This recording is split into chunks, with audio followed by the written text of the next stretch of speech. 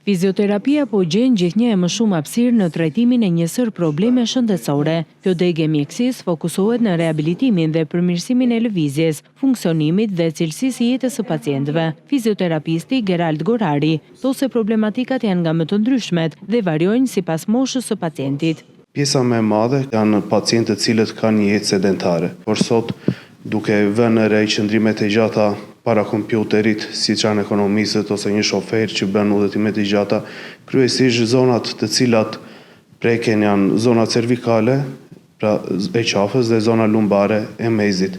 Njerëzit që merren me një aktivitet të shprehur fizik dhe ata kanë problemet e tyre. Kryesisht dëmtimet të gjurit janë më të shpeshta dhe dëmtimet të supit apo dhe të kaviles. Janë edhe pacientë të cilët i drejtojnë fizioterapistit mbasi ndërhyrje kirurgjikale, kryesisht ato ortopedike, dhe pacientët që kanë probleme neurologjike mbasi kalojnë një strok. Pjesa më e rëndësishme mbas strokut është fizioterapia.